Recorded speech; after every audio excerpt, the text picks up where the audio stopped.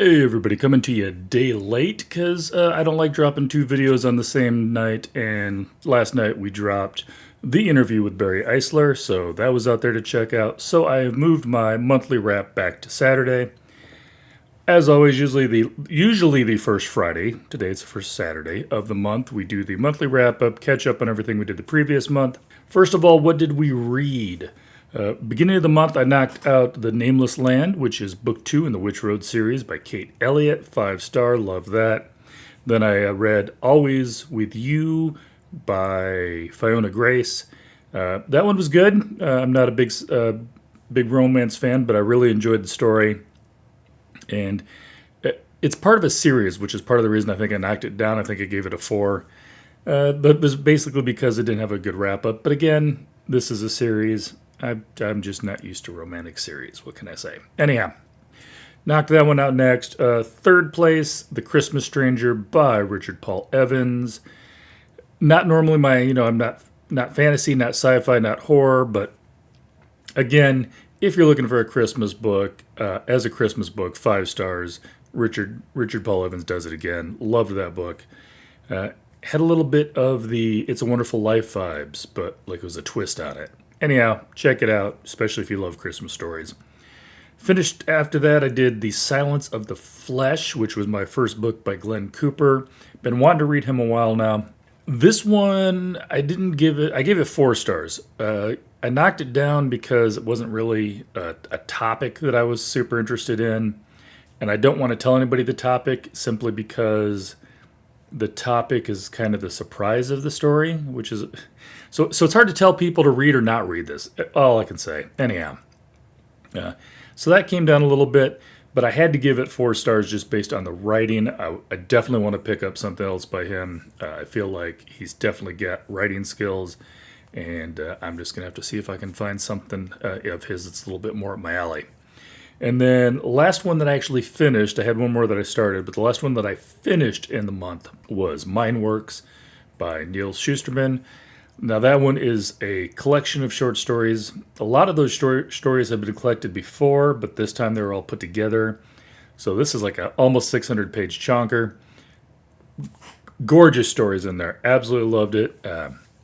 Only reason I didn't give it a 5-star, it's hard to give a short story collection 5 stars because there's always going to be some that you like more than others. But there's definitely some 5-star hitters in there. Just maybe not all of them. I would have given it a 4.5 if I could, but I give you Goodreads ratings, and there's no halves. No halvesies. That's cheating. So anyhow, yeah, picked it up, 4-star. Probably could have, if it was a novel, I probably would have rounded that up to 5. But as a short story collection, definitely 4. And it does have some short stories that weren't in the original collections too. So if you've already got the previous short story collections of his, this one does give you a little bit extra. All right, so that is all the reading that I did. What all did we do on the TV front? We didn't do a whole lot for the month. I think at best we started on the 100. My wife and I knocked out season 1. She's watching season 2, but she doesn't think she's going to go on after this. I had to put season 2 on hold because I needed to finish reading a book, and I just didn't have any time. So I told her, watch it, tell me what you think. If she liked it, I'd try to catch up. So not a lot of TV, but we don't do a lot of TV around here anyhow. No new movies that we went out and saw. We just do a lot of book reading, or in her case, quilting and book reading. So, I can't quilt. I have no skill for that. Okay, so that is the TV front. What did we do here on the channel? I had 3 interviews last month. We had Kate Elliott came on, talked to us. That was a live stream. Talked about the Nameless Land. Thoroughly enjoyed that conversation. I think actually we probably could have went longer, but I was trying to avoid spoilers. Kate did say maybe next time we can do like a spoiler. Well, we'll like have the interview because it was a live stream, and then we'll have the part where it's like, okay, now we're going to get into spoilers. So if you don't want to watch this, we'll cut it off here. But anyhow, loved that conversation. Kate's been on twice now. Thoroughly enjoy talking to her, and of course, obviously, I love reading her books, but that's besides the point. Second interview was also a live stream. That was with Richard Paul Evans to talk about Christmas Stranger.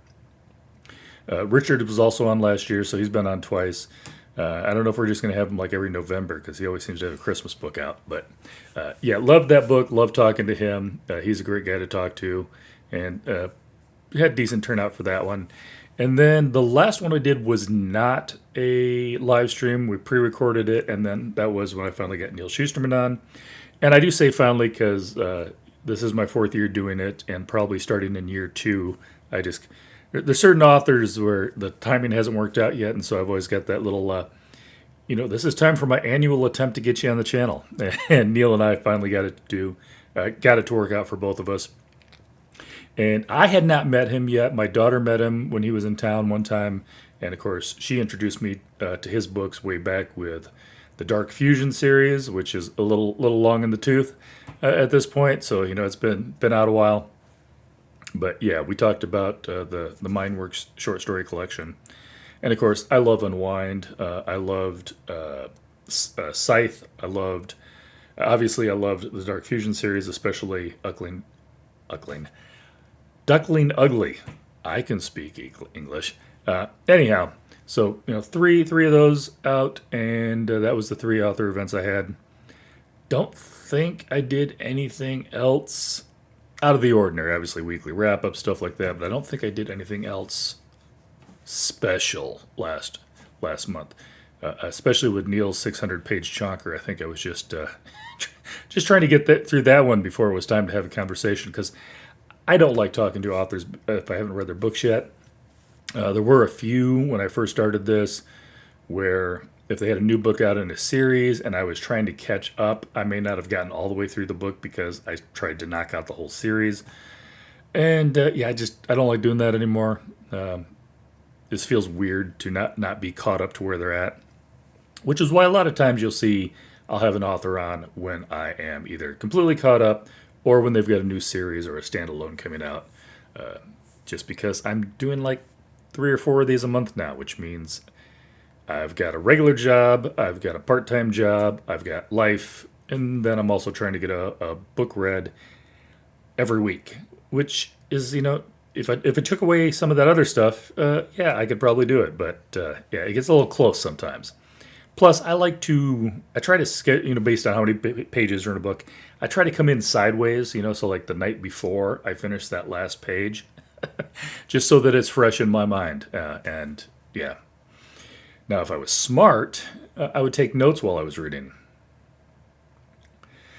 And I think that says everything we need to say about that. All right, so that was the month that was. Going to tack on the book haul for the month just because it wasn't super huge. It's been pretty busy month on the other fronts, so didn't quite get as much done as I would have loved. But what I did pick up, well, first of all, The System by Barry Eisler. That was the first book that I picked, or not the first book, but that is a book that I picked up towards the end of the month because obviously I was going to have him on. That's why we moved the interview, or that's why we the interview. That's why we moved the monthly wrap up because I dropped that interview with him last night. So picked that up, read that, loved that book. I think I gave it 4 stars. Probably only dipped a little bit because I'm a huge John Rain fan, and this wasn't a John Rain book, but it was still really, really good. Absolutely worth picking up. And then, I don't want to forget, Josefina from Fina Reads. Appreciate you. She did send me a book off of my wish list, and I'm going to try to sneak that in during the month of December while I've got some time, because I don't have another interview scheduled. Well, I have a secret interview scheduled. We'll see if it happens, because it's during the holidays. So between Christmas and New Year's, I'm supposed to have one coming up, but I don't have a book that I need to read for that one. So I've got some free reading time because I don't really have anything that I haven't read yet until mid to late January. So going to try to catch up on some of the TBR, some of the stuff, especially some of the stuff I owe reads on. Other book I picked up last month, The Infinites by John Banville. And I can be honest, I can't even remember why I picked this up. I think it was on a wish list. So the gist of this is it's a regular family, but their life is being, being interrupted by people like Zeus and Pan and Hermes. And yes, this is I believe this is a modern day book, and the gods are just a little too interested in their life. So that one's going to be interesting. And then also, she was doing a event in town. She's local, so obviously she'd be doing an event in town. But local author Chloe Neal, I picked up her new book, which is Ember Eternal. This is also a start of a new series. I believe it's a series. I'm not, yes, because she did talk about possible names for book 2. So yeah, this one, Chloe Neal, I've read some of hers before, and I'm looking forward to that one as well. And I think that is everything that I picked up new last month. Trying not to add too much more to the TBR, or at least I'm trying to add slower than I'm reading and getting rid of. Doesn't always happen. Not going to, swear on anybody's life that it's going to be a new thing, but I am trying. Only got so many bookshelves. We won't talk about how many banker's boxes I have full of books that are probably not as organized as they need to be. We'll try to work on that next year. Yeah, I think that is it. Like I said, 3 great interviews, 5 books I managed to read only, but none of them were less than a 4-star. I got nothing to complain about on the book front. Already started out this month with an interview. Hopefully going to be bookending it with another one. And 2026 is looking to be even crazier on the schedule than 2025 was. So at least at the moment, this is my one chance to take the foot off the gas for a little bit and catch up on a few things and read a book without having to worry about when it's got to be finished by. First book on that list is I have jumped back into Discovery by J.A.J. Minton. I was already like 60% through with that and kind of had to put a bookmark in that one for the Schusterman book, and then that was immediately followed up by the fact that I had to read this one. Obviously, this one's not as long. But yeah, I didn't want to jump back into it knowing I'd have to stop again right away because I had to read this book. I got some free time. I'm back in it. I already started reading it this morning. We'll see how much farther I get today. That is it. Obviously, check out the website for, who's coming up next. At least those are the ones that are in pen. Those are up on the schedule there. Also, it's got 2 links across the top. One is previous events, which you can... obviously, you can go to the YouTube website, this website where you're watching this, and see all of those as well. But I've also got it on my actual website because then, of course, you can just go down through the list and only see the author interviews.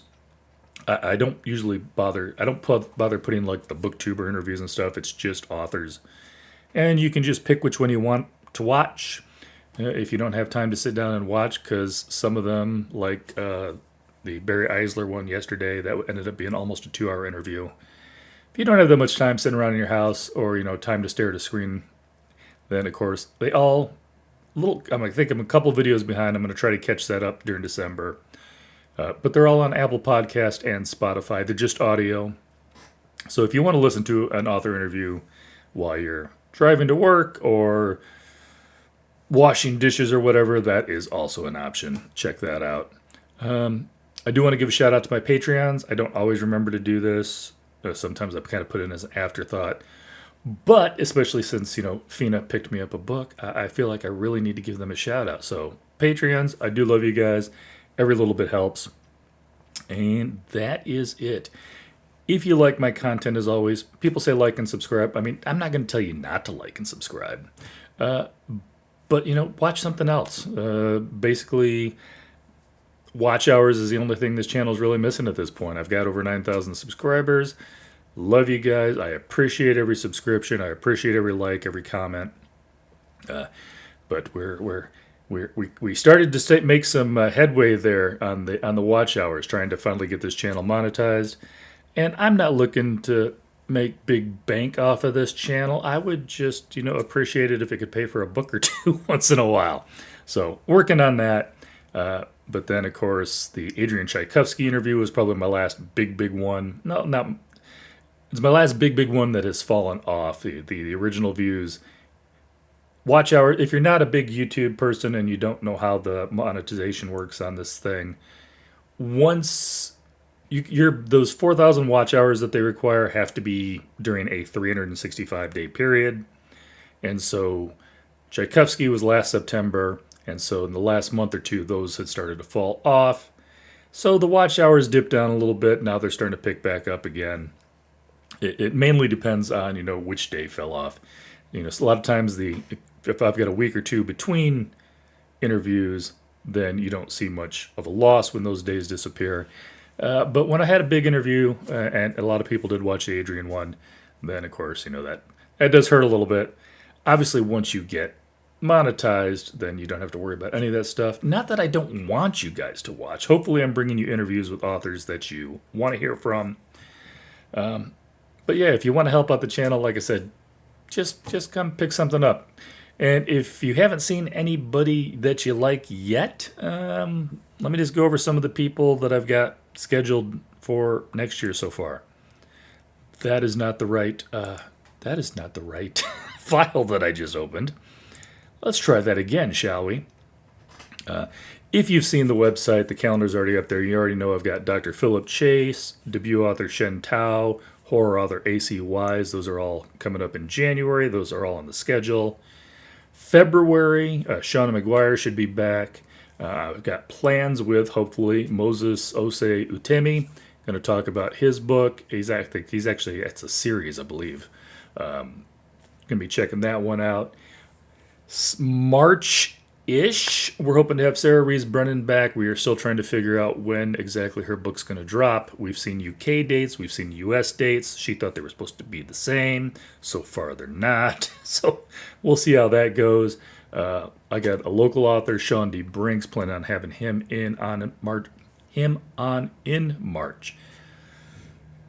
I think I need more caffeine. Anyhow. And then I've got a couple that I don't want to say yet because we're hoping to, but nothing's in stone. April, we've got Anne Freystat and hopefully Andy Peliquin. So nice couple in there. May, the plan at the moment is, this is far out and things can change. So all four have said yes at some point, but it's far enough out that don't be upset if something happens, life happens, and they don't come on. But right now I'm looking at May as Chuck Wendig, Eliza Chan, Martha Wells will be back, and Fonda Lee. Nobody bug me in May. I'm going to be busy. All right. And then June, hopefully, we're supposed to have C.S. Friedman on there. I am a huge fan of Black Sun Rising.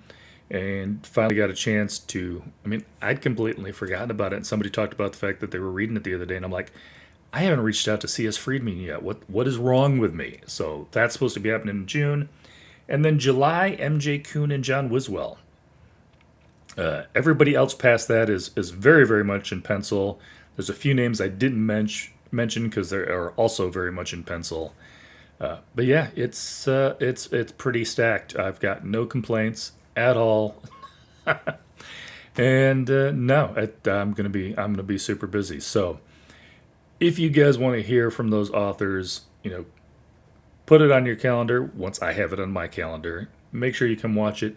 I will let you know whenever one of them's a live stream. Obviously, live streams are great because chat, you get to ask questions and make comments to hopefully some of your favorite authors. I do have those automatically turned off. Not that you cannot comment, but the author won't see the comment unless I click on it and pop it up. Just in case. I've only ever had one, but you don't want some troll hanging out and running across something is like, ooh, I got to say something. I don't want anybody saying anything like what happened at Worldcon. If you know, you know. If you don't know, don't worry about it. And then, now sometimes authors will be watching the YouTube on their own, so they'll still see all your chats. If they see something they weren't supposed to see, that's not my fault. Authors, you've been warned. But yeah, not every single one of them is going to be a live stream, obviously. Things happen. Philip Chase, for instance, that is, I think, 99% sure that one's going to be a live stream. If you're on BookTube, you already know who Philip is, so he's got no problem doing the live stream. But for instance, like Shen Tao, she's a debut author. This is going to be like one of her first ones. We're doing a pre-recorded. It's a little less pressure. If you flub up and you make a mistake, I can edit that out in post, unlike the crap of my own that I usually live in. Uh, but I think it's just a little less pressure, and it's great for debut authors. But there are definitely some authors that have no problem live stream, no problem interacting with comments. I haven't asked her yet, but I'm sure MJ Kuhn will have no problem doing live stream. She already has a BookTube channel, so hey. Andy Peliquin, I don't see him having an issue with a live either, but I have no problem if he doesn't want to do that, because normally I've seen him mainly on Instagram, and it's a little different talking for 30 to 60 seconds than it is to talk for an hour or so. So we'll see how that goes. That is it. Oh, I've got so many other names in pencil that I wish I could tell you guys, but there are some ones that I definitely don't want to. I don't want to speak out of turn, and either it's been a very soft yes, all depends on what the schedule looks like, or it's been talked about and nothing has been determined. So again, I try not to hopefully disappoint any of you guys when something has happened. I think so far, excuse me, I think so far I've only had one interview that did not happen. The family thing came up, and then it just a rework didn't work in our schedules. Life happens. Can't complain about that. I still tell everybody to read that book because that book was awesome. Not throwing him under the bus. I just really, really want people to read his book. So if you have not read The Famine Witch by Stephen Black, he was going to be on the channel. I read that book. Like I said, something happened, life came up. But The Famine Witch was one of my very favorite books. I think that was last year. Let me check. Yeah, so it would have been 2024. One of the best books I've read of 2024. And it's not very, very big either. Do I have that one up here? Okay, I don't see it, so that means it's probably on a bookshelf somewhere. Because I know I wouldn't have gotten rid of that book. I got it in hardcover, and I love the book, so it's a keeper. I just don't know where it's at. That probably describes a lot of books in my house. What can I say? All right. I think I'm just rambling now. So again, appreciate you guys. Check out the channel. Check out the website. And, if you've got somebody that I haven't had on yet that you would really love to see me try to get on sometime, I obviously can't promise anything, but I feel, you tell me, you look at who I've had on, I feel like I've had really good success with authors coming on the channel. I feel like a lot of them, have felt like they've enjoyed the conversations. And if there's somebody you're hoping to see that hasn't been on yet, drop it in the comments. I'll see what I can do. And this is the last monthly wrap up until the new year. So have a great holiday season, whichever holiday you like. Or if you don't like any holidays, have a good month. This is the last of 2025. About to turn over the clock here or turn over the calendar here in just a couple more weeks. And